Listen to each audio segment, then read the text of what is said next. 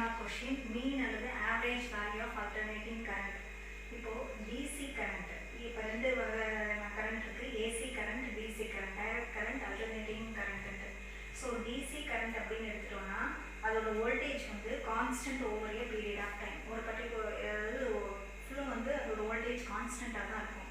அதனால அதோட மேக்னிடியூடை வந்து ஒவ்வொரு இன்ஸ்டன்ட் ஆஃப் டைமுக்கும் ஸ்பெசிஃபை பண்ணணும்னு அவசியம் கிடையாது. ஸோ டிசி வோல்டேஜாக இருக்கட்டும், டிசி வோல்டேஜ் எடுத்துட்டோம் அப்படின்னா டிசி வோல்டேஜ் வந்து constant, magnitude of DC voltage is constant over a period of time. So அதனால் அந்த மேக்னிடியூட் வந்து ஒவ்வொரு இன்ஸ்டன்ட் ஆஃப் டைமுக்கும் ஸ்பெசிஃபை பண்ணணும்னு அவசியம் கிடையாது. பட் இந்த கேஸ் ஆஃப் அல்டர்னேட்டிங் கரண்ட் அல்லது அல்டர்னேட்டிங் வோல்டேஜ் அதோட மேக்னிடியூட் வந்து ஒவ்வொரு instant of time to instant of time என்ன ஆகிட்டே இருக்கும், சேஞ்ச் ஆகிட்டே இருக்கும். Instant to instant magnitude of voltage and current வந்து என்ன ஆகிட்டே இருக்குது, சேஞ்ச் ஆகிட்டே இருக்குது. அப்போ ஒவ்வொரு இன்ஸ்டன்ட் ஆஃப் டைமுக்கும் அதோட மேக்னிடியூடை வந்து ஸ்பெசிஃபை பண்ணணும் அப்படின்னா இந்த மாதிரி டிசியை ஸ்பெசிஃபை பண்ணுற மாதிரி ஸ்பெசிஃபை பண்ண முடியாது. ஸோ அதனால தான் என்ன பண்ணுறாங்க அப்படின்னா அதுக்கு ரெண்டு மெத்தட்ஸ் யூஸ் பண்ணுறாங்க. அப்போ அல்டர்னேட்டிங் வோல்டேஜை எப்படி ஸ்பெசிஃபை பண்ணுறதுனா அதுக்கு 2 ways இதில் டிஸ்கஸ் பண்ணியிருக்காங்க. ஒன்று வந்து பார்த்தோன்னா மீன் அல்லது average value of alternating current, இன்னொன்று வந்து RMS value of alternating current. இப்போ ஃபஸ்ட் நம்ம பார்க்க போகிறது மீன் அல்லது average value of alternating current. இப்போ ஒரு க்ளோஸ்டு சர்க்யூட் இருக்குன்னா அந்த க்ளோஸ்டு சர்க்யூட்டில் அல்டர்னேட்டிங் கரண்ட் வந்து ஃப்ளோ ஆகிட்டு இருக்கு. அப்போ அந்த மேக்னிடியூட் ஆஃப் அல்டர்னேட்டிங் கரண்ட் வந்து இன்ஸ்டன்ட் டு இன்ஸ்டன்ட் என்ன ஆகிட்டே இருக்கும், சேஞ்ச் ஆகிட்டே இருக்கும். மேக்னிடியூட் ஆஃப் அல்டர்னேட்டிங் கரண்ட் வந்து ஒவ்வொரு இன்ஸ்டன்ட் ஆஃப் டைமுக்கும் ஒன்று இன்க்ரீஸ் ஆகும், இல்லைன்னா என்ன ஆகிருக்கும், டிக்ரீஸ் ஆகும். அப்போ அதோட வேல்யூ சேஞ்ச் ஆகிட்டே இருக்கும். அது மட்டும் இல்லை, அதோட கரண்ட்டோட டைரக்ஷன் ஒவ்வொரு ஹாஃப் சைக்கிளுக்கும் ரிவர்ஸ் ஆகிட்டே இருக்கும்.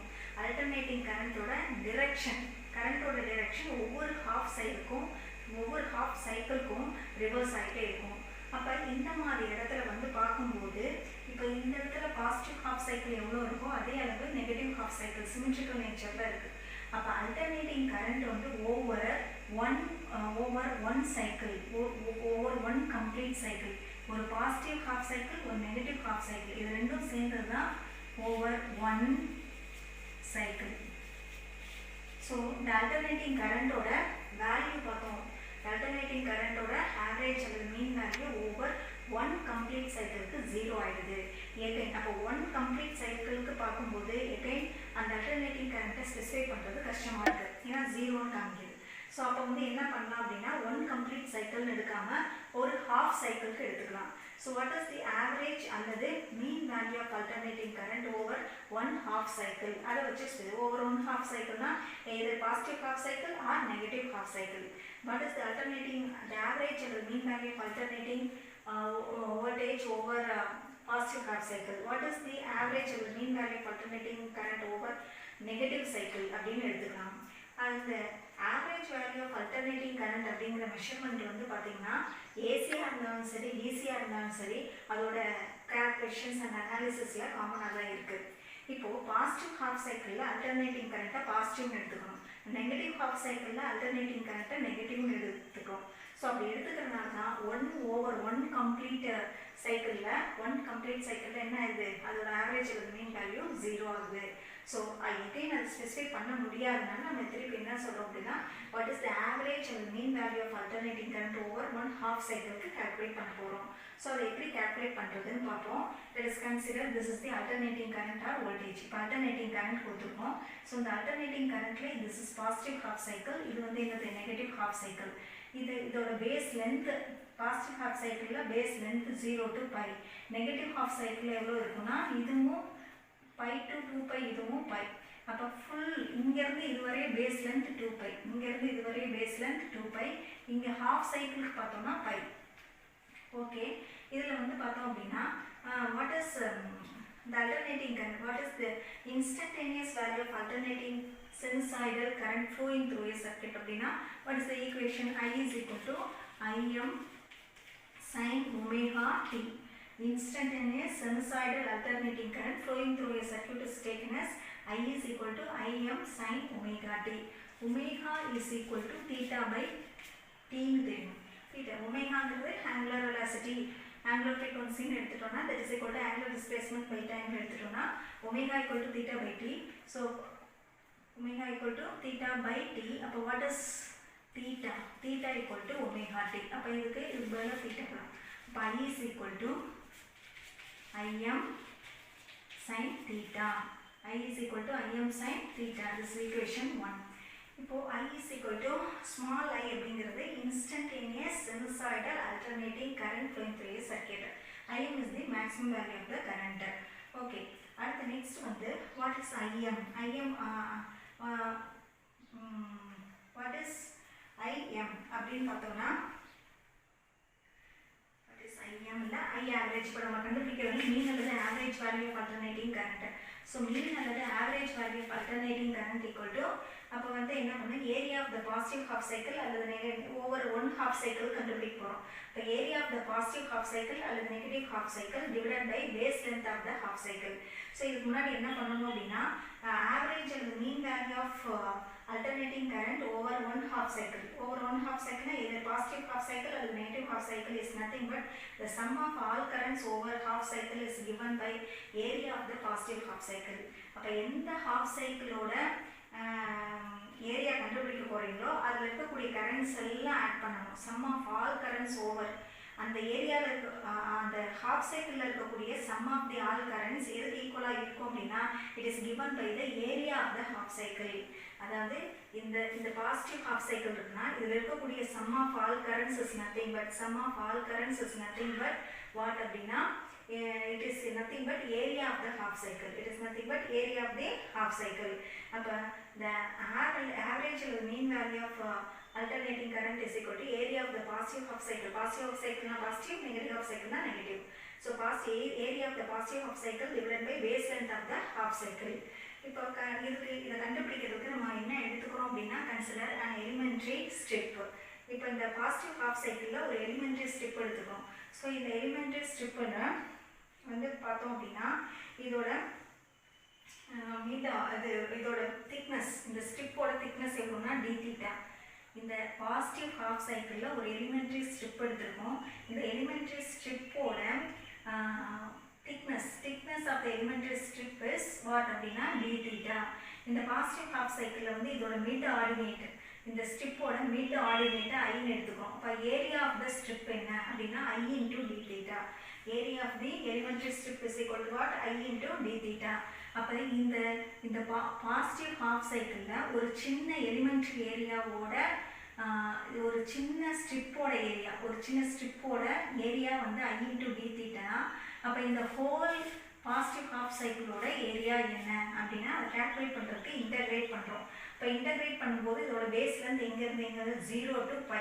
இதோட பேஸ் லென்த் எங்கேருந்து எங்கே போகுது 0 to π. அப்போ இன்டகிரேட் பண்ணும்போது area of the positive half cycle equal to integral 0 to π I into d theta கிடைக்குது. ஸோ அப்போ I into d theta போகும்போது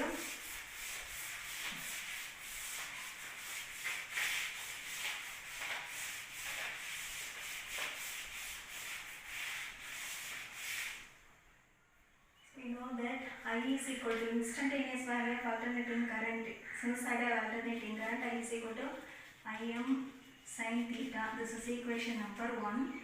Then area of elementary strip, that is equal to I into d theta. From that we are going to calculate the area of positive half cycle. That is equal to integral 0 to π I into d theta. So this is equation number 2. ஏன் 0 to π போட்டிருக்கேன்னா ஒரு positive half சைக்கிளுக்கு அதோட base length 0 to π வருது. So substitute 1 into substitute பண்ணால் that is equal to integral 0 to π. ஐயோட value என்ன Im sin theta d theta. Positive half சைக்கிளாக இருந்தால் கரண்ட்டோட வேல்யூ பாசிட்டிவ்னு எடுத்துக்கணும். நெகட்டிவ் ஹாஃப் சைக்கிளாக இருந்தால் கரண்ட்டோட வேல்யூ நெகட்டிவ்னு எடுத்துக்கணும். So Im is taken outside. Maximum value கரண்ட்டை வெளியே எடுத்துட்டீங்க அப்படின்னா 0 to π sin தீட்டாவை sin theta d theta. sin theta integrate பண்ணால் மைனஸ் காஸ் தீட்டா. sin thetaவை இன்டகிரேட் பண்ணால் minus cos theta 0 to π. So இப்போ லிமிட்ஸ் அப்ளை பண்ணோன்னா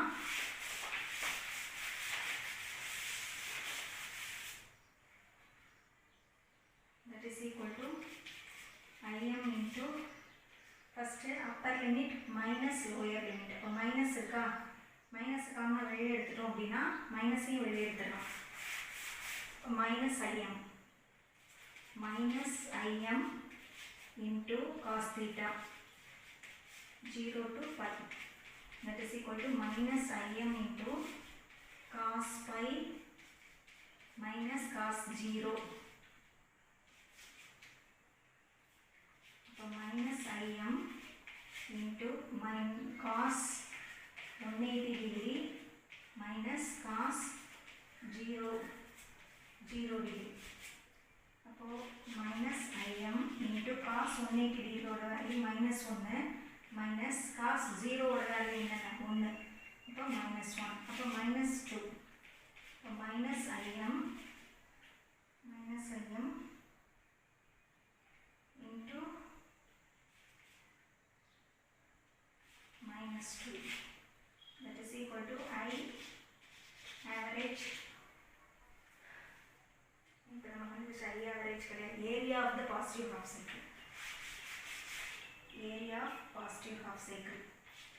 So area of positive half cycle equal to minus into minus plus 2im.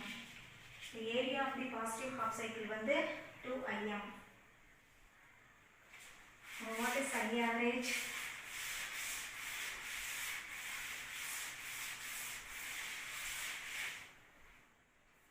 So I average, that is equal to area of positive half cycle or negative half cycle divided by base length.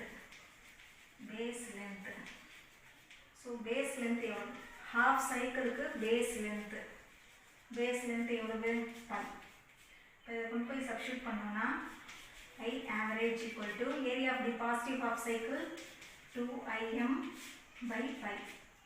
So 2 by pi ஓட value எவ்வளோ அப்படின்னா 0.637 im. அப்போ the average or the mean value of the alternating current is 0.637 times the maximum alternating current. இதே இது negative half cycle எடுத்தோம்னா இது வந்து positive half cycle, இது வந்து நெகட்டிவ் half cycle. இது வந்து positive half cycle. For negative half cycle எடுத்தோம் அப்படின்னா minus 0.637 im. அப்போ the average value of alternating current அப்படிங்கிறது என்னன்னா, the average value of alternating current is defined as the average of all values of current over one half cycle, over positive half cycle or negative half cycle. So இதை குறிச்சுக்கோங்க, 2 மார்க்ல கேட்பாங்க. The average value of alternating current is defined as the average of all values of current over one positive half cycle or one negative or over positive half cycle or one negative half cycle. So இதுக்குரிய definitions. So I average க்கு இன்னொரு formula இருக்கு. I average can be written as sum of all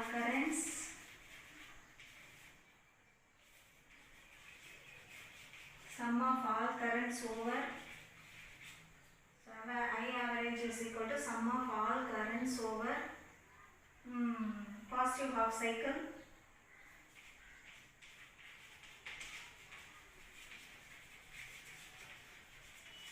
divided by number of currents.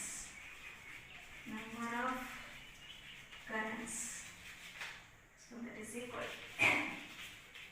I1 plus I2 plus I3 plus I and so on. எத்தனை currents இருக்கும் plus IN. So number of currents இப்படியே எழுதலாம்.